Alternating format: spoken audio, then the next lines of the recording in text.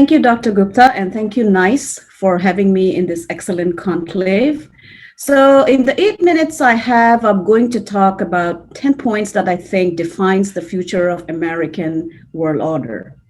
So first of all, American order is a world where America's power and influence, it's a hope that it'll enable it to secure its preferences for a rules-based international society, by which I mean where classical liberal ideas and societies continue to flourish politically and economically, against the challenge of closed economic and autocratic blocs or empires.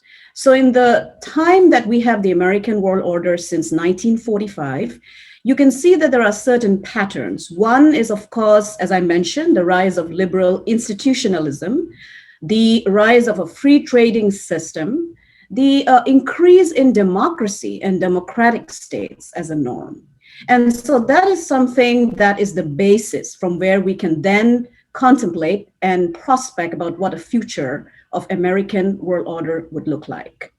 Now, American world order, as you can see, is inclusive in terms of rule-following states. And also what is interesting from my perspective is that it is basically an order that supports territorial status quo and which seeks and aspires to distribute wins broadly and fairly. Now, as a status quo power, if you see how American foreign policy behaves, especially military policy, it is strategically defensive. Now, the third point that I have is that there are always these conversations that there is a decline of America, and predicting decline is, of course, a recurring hobby. But I would say that if you look at the history of America, for example, its emergence from the Civil War, the riots and assassinations of the 1960s, to the Cold War and its competition with the Soviet Union, the Japanese challenge in the 1980s, and today, as Professor Ganguly and several other panelists have pointed out, the China challenge, America has seemingly risen to that particular systemic challenge. Now, one of the contention on the basis of which I make this argument is that for China, despite the fact that it's a challenge, and I'll mention that later, you can see that certain internal challenges are also there for China. One is, of course, its demographic trend. Will it be caught in a middle income trap? There are many debts that it has to pay for. And also, will there be fragmentation of China itself, which has been a conversation for a long time? Now, based on that point, what you can see, as mentioned by Mr. Toshi, and also in terms of what I see, there is an increasing recognition across the bipartisan aisle, despite the polarization we see in American internal politics, that China is literally a systemic challenge. You can see that in President Biden's continuation of competition with China. You can see this particular perspective very much a forefront of the Trump administration's foreign policy. And so what I see in my observation, including in America's engagement across the world, especially the Indo-Pacific, the recent NATO conversations, the G7, there is a recognition that China has become a systemic challenge. Whether this will be adopted by its allies is something that we'll have to wait and see. The other point I have is that if you look at the future of American world order, I would think that America will continue to oscillate between active international leadership and self-distraction. For example, you can see that there would be a tendency to look internally, given the fact that there are challenges that we see in the last few years. But based on that, I think international leadership will be very much propelled at the systemic level by the rise of China. As Professor Ganguly mentioned, the China under President Xi Jinping is a very different China from the China under President Hu Jintao or even under Deng Xiaoping. In the last few years, since President Xi has taken over leadership, you have seen that he has institutionalized the activity of the Communist Party of China. He has offered us his thought on China with socialism, with Chinese characteristics for a new era. And as part of the 8 principles that President Xi has forwarded, One important principle is to establish China as a global leader and a country that actually, in collaboration with other partners, for example, like Russia, she has very clearly articulated that that particular order would be dominated and determined by the leadership role of the Communist Party of China, and which means that he is against representation, democracy, and the freedom of press. So we are dealing with that at the systemic level under President Xi. I think one of the biggest internal threat that could have diverging narratives within America as it shapes the international order, or whether it refuses to do that, is this question about the American political and social identity.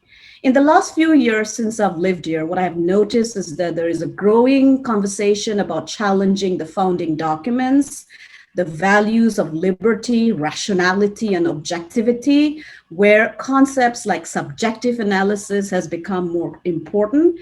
And so that could actually lead to the subversion of a cohesive strength, which was mentioned by some of the panelists before, that could actually lead to giving up of leadership because of that. And that's a challenge that I think the future of American world order will need to deal with. Now, the other important point in terms of America's world order is that, and because as Dr. Gupta mentioned, I study space, I think America's future order will look to becoming multiplanetary. You can see such conversations coming out in terms of policy documents. Already you see that the United States, as it shapes the future of humanity as we speak, has recognized the critical importance of space, not just as a military domain, but also as a domain for commercial and political activity. And so in that context, what I would see in the future is that America would try to utilize the concepts of free trade, freedom of lines of communication, free societies to the realm of space. You can see such efforts in the Artemis program established by the Trump administration for the moon and the Space Force, and this has been actually supported and continued by President Biden. In fact, President Biden's spokesperson in a recent press conference said that there is one realm where there is great continuity from the Trump administration to the Biden administration, and that is space. So in conclusion, I would say that America is currently considering strategic initiatives to expand its power spatially. But what is critical is that when you think about the future of the American world order, you also think about how is power utilized and how is it shared and distributed. And in a sense, if you look at the past of how America has behaved, despite the challenges as it faces in some quarters, for example, the Middle East, Iraq, Afghanistan, Vietnam, it has always aspired to establish an international system where liberal values are actually distributed, propagated, and democracy, human rights, women's rights, and many other human rights are actually propagated and offered as a normative domain. I would end by saying that America is likely to extend the concept of security community, inclusive of all domains, air, land, sea, and space. And a future American order, because we've not spoken about that as yet, will negotiate a balance in artificial intelligence, social media, which counters subversion and disinformation, but will still favor individual freedom and expression as an alternative to authoritarian control of free societies and freedom of expression.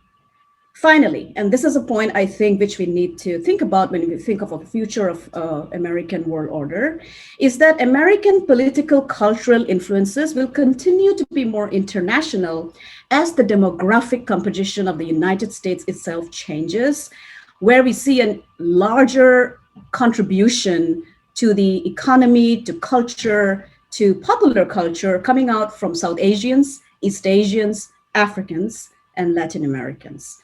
So I will end there, Dr. Gupta, and thank you for your time, and thank you for having me.